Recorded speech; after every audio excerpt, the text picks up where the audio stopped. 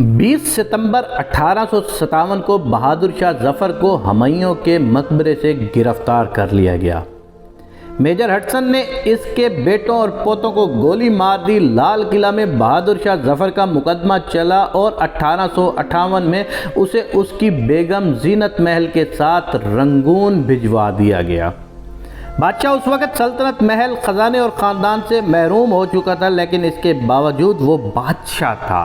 اسے جب رنگون بھجوانے کے لیے کمپنی کے جہاز میں سوار کیا جا رہا تھا تو ایک کلی آگے بڑھا اور جھک کر سابق بادشاہ کو سلام کیا۔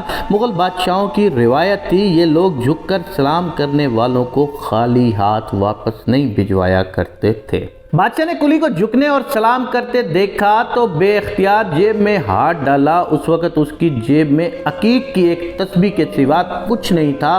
اس نے وہ تسبیح نکالی اور کلی کے ہاتھ میں پکڑا دی۔ یہ معزول بادشاہ کا کسی ہندوستانی شہری کے لیے آخری تحفہ تھا۔ بہادر شاہ ظفر نے 4 سال رنگون میں قید میں گزارے۔ وہ قید کے دوران کسی ہندوستانی سے نہیں ملا۔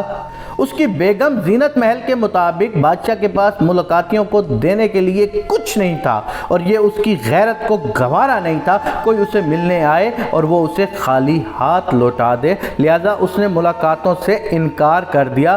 تاہم اگر انگریز سرکار کا کوئی اہلکار یا ڈاکٹر اس کا حال احوال معلوم کرنے آتا تو بادشاہ اسے بھی رخصت کرتے وقت اپنی قمیض، اپنے جوتے اور بعض اوقات اپنی چادر تک عنایت کر دیتا تھا اور وصول کرنے والے کا ماتھا پسینے سے تر ہو جاتا تھا۔ بادشاہ نے قید کے دوران بھی انگریز اہلکاروں سے کوئی چیز وصول نہیں کی۔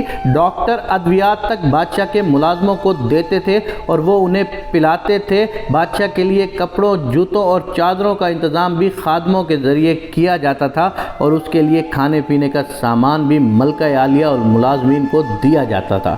بادشاہ کے برتن بھی مٹی کے تھے لیکن اس کے اپنے تھے اور اس نے آخری سانس تک چمچ بھی اپنی استعمال کی اور موت سے پہلے اپنا یہ سامان بھی اپنے خادموں میں بانٹ دیا تھا۔ یہ بہادر شاہ ظفر 1862 میں 87 سال کی عمر میں فوت ہوا، رنگون میں دفن ہوا اور یوں ہندوستان میں مغل سلطنت کا چراغ ہمیشہ ہمیشہ کے لیے بجھ گیا۔ لیکن بجھتے بجھتے یہ بتا گیا کہ بادشاہ حالات سے نہیں بلکہ دل سے بادشاہ ہوتے ہیں، اور یہ اگر قید میں بھی ہوں اور اگر ان کی جیبیں خالی بھی ہوں تو بھی یہ کسی کے سامنے ہاتھ نہیں پھیلاتے۔